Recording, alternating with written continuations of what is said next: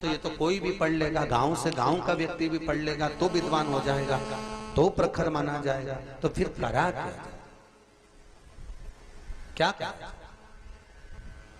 इस रामचरितमानस का क्या करें? तो सारे ब्राह्मणों ने मिलकर एक काम करा, कुछ लोगों को बुलाया, कुछ डाकुओं को बुलाया, उचिष्ट व्यक्तियों को बुलाया और बुला कर इसको उठाओ, रामचरितमानस तुलसीदास जी के कमरे में रखिए, उसको ले जाके पानी में पटक दो या आग लगा, कुछ भी करो पर उसको नष्ट करो। एक बात याद रखो, धर्म की जय हो। अरे बोलो तो धर्म की, अधर्म का नाश हो, प्राणियों में सद्भावना हो, विश्व का। पर धर्म की जब हम जय करने को जाते हैं, धर्म का जब हम प्रचार करने को जाते हैं, सत्कर्म की ओर जब हम अग्रणी होते हैं, भगवान के भजन की ओर हम जब आगे बढ़ते हैं, राम नाम की ओर जब हम आगे बढ़ते हैं, तब जो जो भगवान राम के कर्म में आगे बढ़ेगा उसके पांव को खींचकर पीछे कर दिया। शुरू से चली राम कथा, भेज दिया गुंडों को, बदमाशों को। वो जैसी पहुंचे रामचरितमानस को चुराने के लिए, उसको जलाने के लिए, नष्ट करने के लिए, तो क्या देखते हैं कि तुलसीदास जी के झोपड़े के ऊपर, कुटिया के ऊपर एक बंदर बैठा। एक बंदर, शायद इसलिए कहते हैं हिंदू धर्म में कि घर घर में रामायण होना चाहिए। भले पढ़ो मत पढ़ो पर घर में रामायण हो। अगर लाल कपड़े में बंधी हुई रामायण तुम्हारे घर में होगी तो तुम्हारे घर की रक्षा हनुमान कर रहा होगा। हनुमान तुम्हारी छत पर मिलेगा, हनुमान बैठा मिलेगा। हमने हनुमान जी को बुलाया, आपने हनुमान जी को बुलाया, पर हनुमान जी से पूछा गया तुम्हें बुलाते हैं तब जाते हो क्या? हनुमान जी कहते हैं नहीं, जहां राम कथा चालू होती है, जहां राम पुराण रखी रहती है, जहां राम कथा रखी रहती है, जहां रामचरितमानस रखी है, हनुमान जी कहते हैं वहां से मैं एक क्षण के लिए नहीं जाता, एक क्षण के लिए दूर नहीं हटता। एक तुलसी का क्यारा देखा है आप लोग, आपके घर में होगा तुलसी का क्यारा। ये घर में क्यों रखा जाता है, क्यों रखते हैं?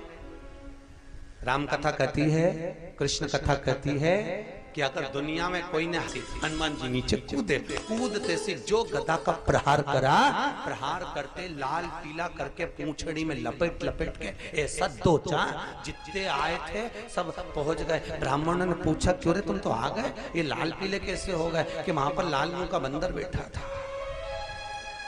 बस वो बानर ऐसा बैठा, उसने घसीट घसीट के खूब मारा।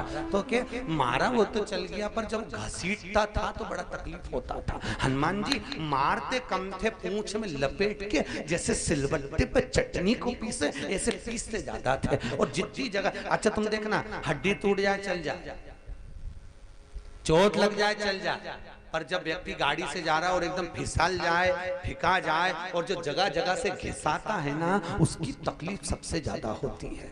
हाथ पैर में जो चोट लगे वो अपनी जगह पर, जो घसाता है ना सब दूर से, वो तकलीफ सबसे, उसकी तकलीफ बड़ी। सारे ब्राह्मणों ने सोचा अपन चल कर देखते हैं। ब्राह्मण पहुंचे, देखा ऊपर जैसे ही अंदर प्रवेश कर रहे थे ब्राह्मण, हनुमान जी महाराज ऊपर बैठे हुए थे, श्री हनुमान जी महाराज। और हनुमान जी महाराज ऊपर बैठे हुए, ब्राह्मणों ने देखा ये बानर वही है जिसने डाकुओं को मारा था, उन बदमाशों को मारा था। अगर हम गए तो ये हमको भी मारेगा। ब्राह्मण बड़े चतुर थे, एक चांदी की थाली में 56 भोग बनाकर हनुमान जी के लिए रख दिया, बंदर के लिए, कि ये खाएगा तब तक अपन अंदर जाएंगे, चुरा लाएंगे। हनुमान जी भी सारे भोगों को त्याग दिए, सब भोग, क्योंकि हनुमान जी को मालूम है मुख में राम नाम राम सेवा, हाथ में तू अकेला नहीं प्यारे, राम तेरे साथ। हनुमान जी को मालूम, हनुमान जी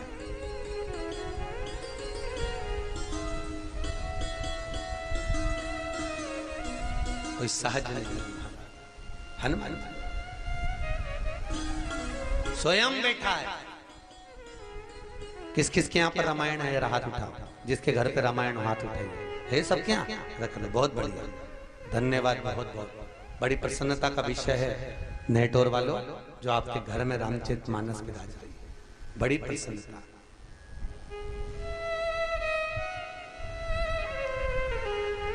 पहले बेटी की विदाई में, कन्यादान में सामान कुछ देते थे ना देते थे, पर रामचरितमानस जरूर देते थे। यहां भी देते होंगे, मालूम होगा आपको। बेटी के कन्यादान में रामायण दी जाती थी पहले। कर कर भगवत भजन में डूबी रहना,